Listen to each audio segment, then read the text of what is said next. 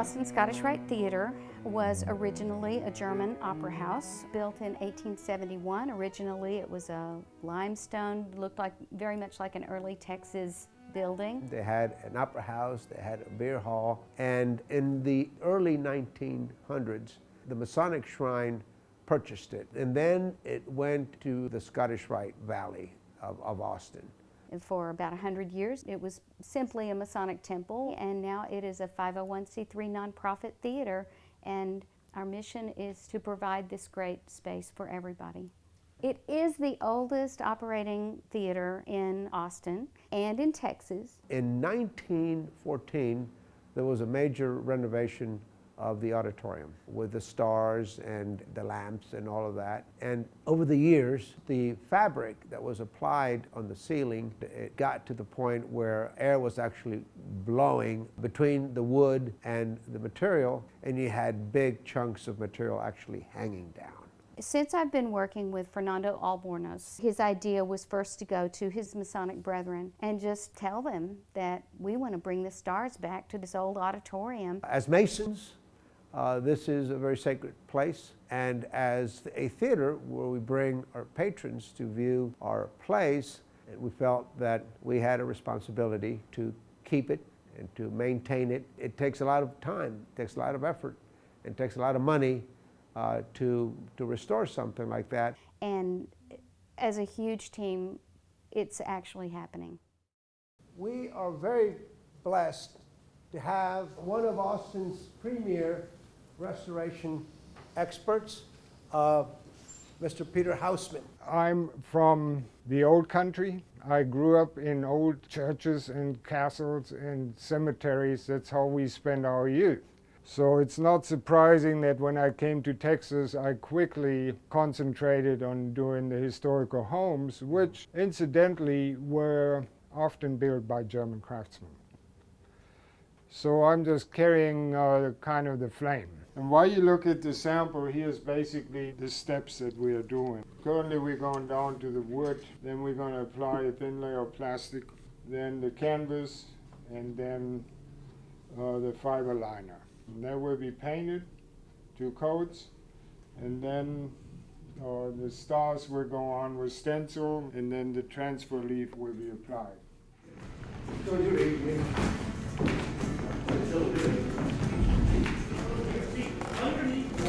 We're cleaning the floor, getting it ready to put up scaffolding. If you've seen the ceiling, it's wrinkled, it's stained, it's time to be replaced. To get that done, we decided it was easier to put a solid scaffolding across, which will be 6'6" below the ceiling. You can walk the entire dance floor, as Fernando called it. Right now we are at the point where the discovery is going to start. So we're hoping to find, gold coins and messages, but more likely we're just going to find a lot of rusted nails, maybe some rotten boards, and old dusty canvas.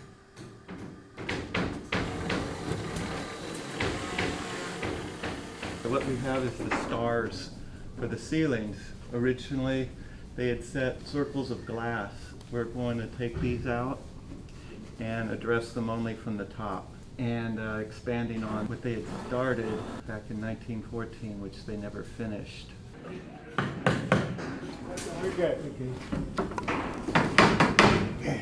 Anything of this complexity is obviously going to have a lot of technical challenges.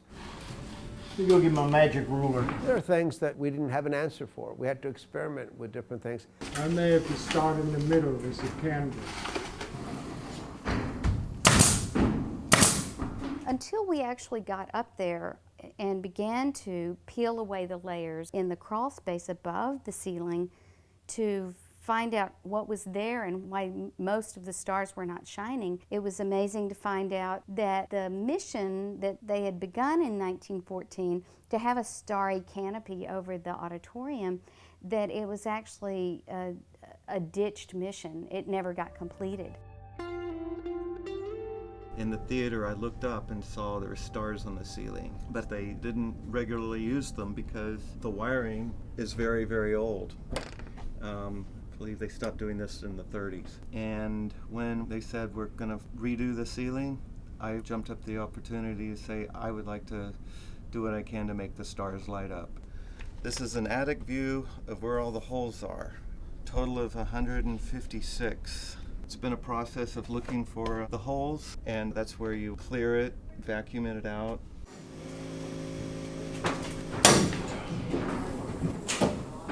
We found a piece under the metal molding along with some square nails. 100 years and there's still strength in the material. You know, that's amazing. And also we found the length it was shipped in 68 yards. So interestingly enough, nowadays it's shipped in still in 60 yards. I guess that's inflation or something. This got probably wet many times, it dried out, no problem. So that's why it's a great material to use. It's a very southern thing to use a canvas. So I started to take it apart and try to figure out what made it fail. So I realized they use tacks that rust. So the very first thing those tacks come in contact with is wallpaper glue. So they start rusting on day one. So they're doomed to fail. I'm now using galvanized materials to fasten the canvas to prevent that.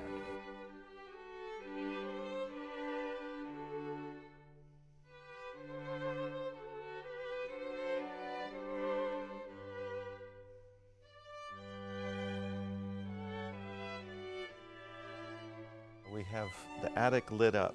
To capture the light, we have a diffusion material that makes it appear in one source. So if it's just an outright hole, you'll see rafters, conduit, and stuff. The effect will be theatrical looking star ceiling.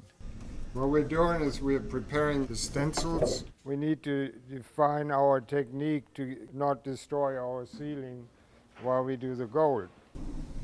This is called transfer gold leaf, and it's a lot easier to handle, especially if you have a draft. The loose just...